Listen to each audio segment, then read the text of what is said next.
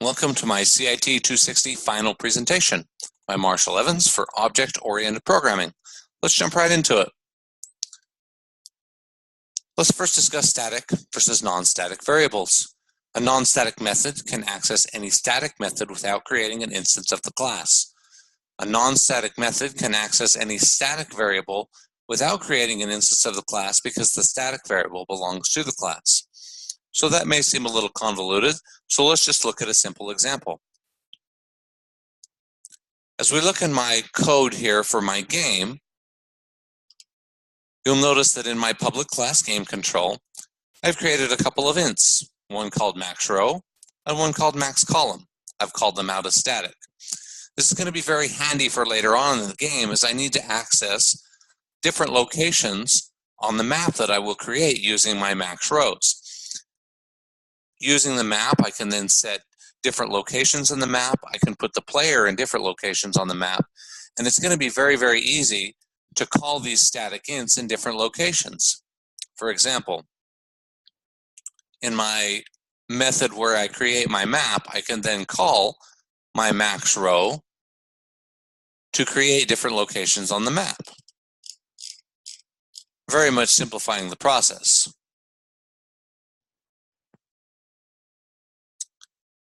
Now, when we create static versus non-static variables, in certain instances, in fact, in the majority of instances, your variables can be non-static because you don't need to call them into different methods.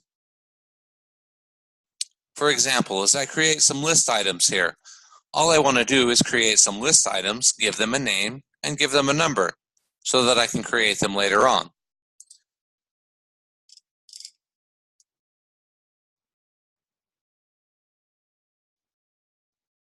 As I said, non-static is simpler. In creating list items, there was no need for them to be referenced out of the class, so static was unnecessary. Let's go ahead and discuss array versus array list. They are two different items, two different objects in Java. These are the major differences. There are some other minor differences that can be discussed later. First of all, length. The length of an array is fixed. Once it's created, it cannot change its length. However, an array list is dynamic, and it can change length depending on the number of elements needed. And there's different methods used specifically with array list to create, change, and delete the items within the list. The data also is different that can be held in each. An array can hold primitive data as well as objects that are created. An array list can only hold objects and cannot hold primitive data. As well as the dimensions, an array can be multi-dimensional, meaning that you can have a grid or a cube, a three-dimensional array to contain a lot of information. An array list is going to be single dimensions only. So if we look in my public class map, this is some of the code that you'll find in that, and we'll jump over to my NetBeans and take a look at that.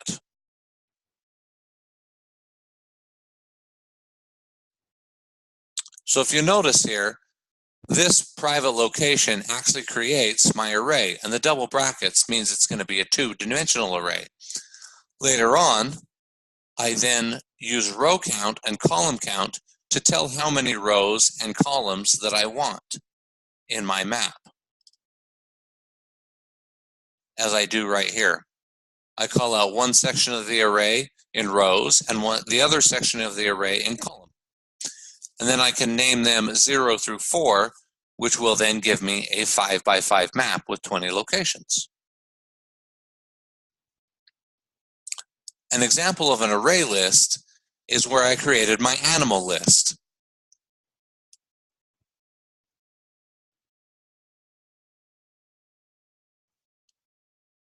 And you'll notice here that I used a method called createAnimalList, and in that, I created a new animal list and then added some animals to it.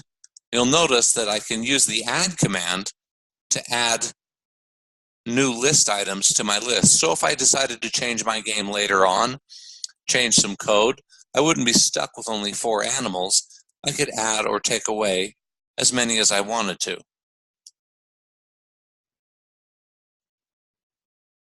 And enum is a little bit different. They're kind of their own animal.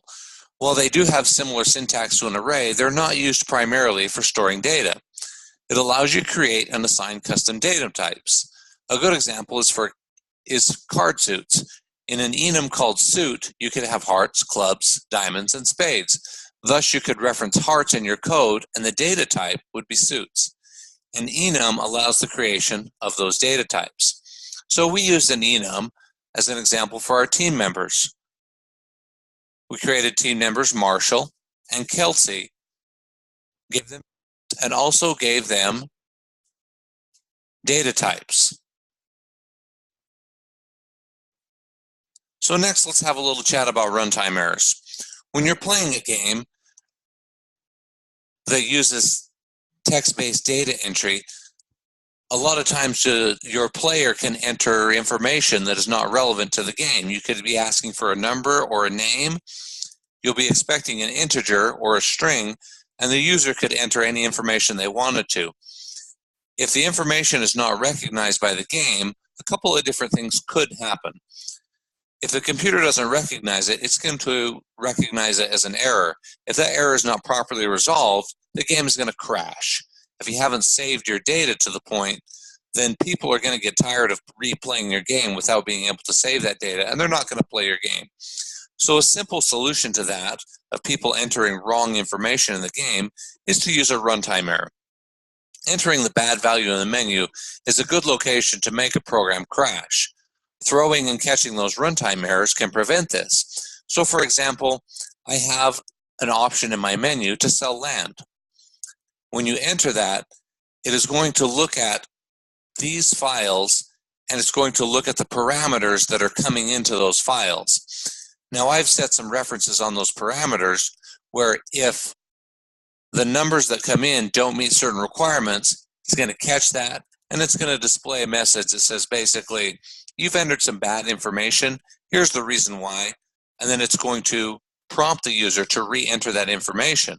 So when we catch that runtime error, it's going to prompt the user to redo it instead of the program crashing and then reloading the game back to that point. So the try will enter the given parameters into the method.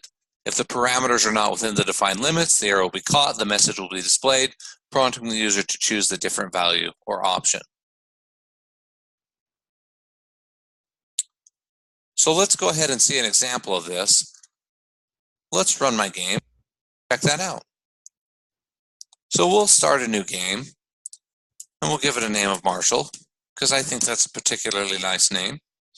So let's jump to our sell land, our number 3. And based on the parameters that I put in the program, this is my error message that comes back. Now, if I'd given it some good errors, it would then prompt me, oh, how much land would you like to sell? But since those parameters came back wrong, it gives me the error message, a negative value is input. And you can format that however you would like to. So then we just jump back to here.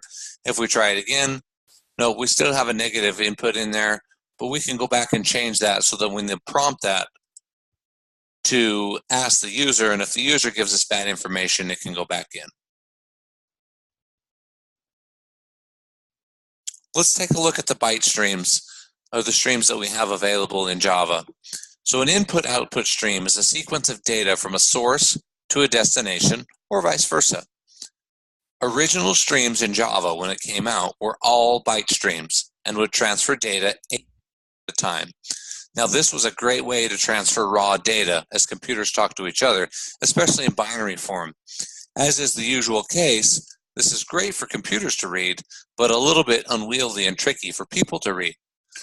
So in subsequent versions of Java, the solution was a character stream, which sends data as 16-bit characters.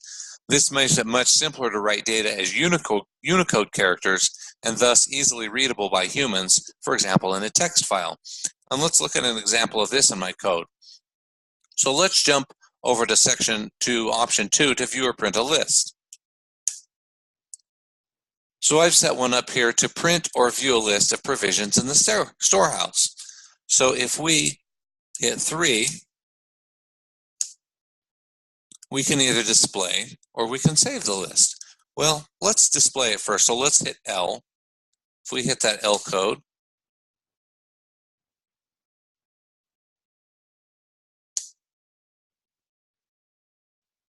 and we don't enter a file path, we have a runtime error there, in which there was an error saving the list. So let's try that again.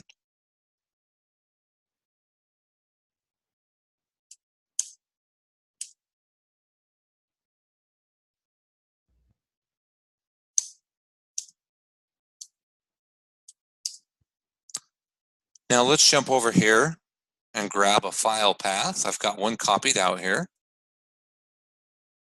And then we'll just come over and we'll paste it into the game. I'll put it on my desktop.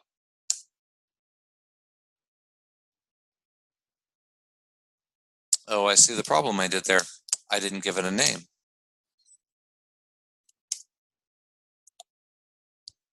And then let's call it text.txt.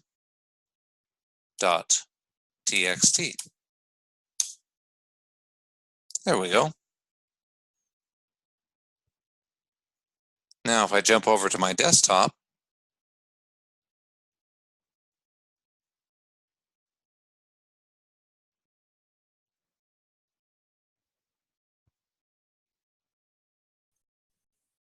there we go.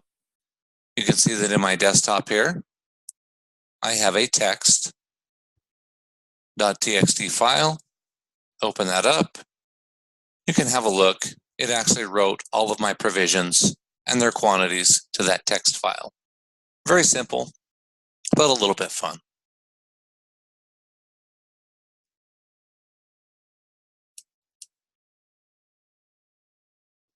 So here's the code that I use to do that. You can see that I have the try and the catch to catch the exception in case something goes wrong, the game doesn't crash. I use this to format it into a couple of little columns so that it's easier readable by humans. The menu in question asks the user for a file name, outputs the corresponding list to that file name. A try and catch displays an error if something goes wrong. We've now reached the end of my presentation. I hope you enjoyed it. I learned a lot, and I look forward to continuing my coding career.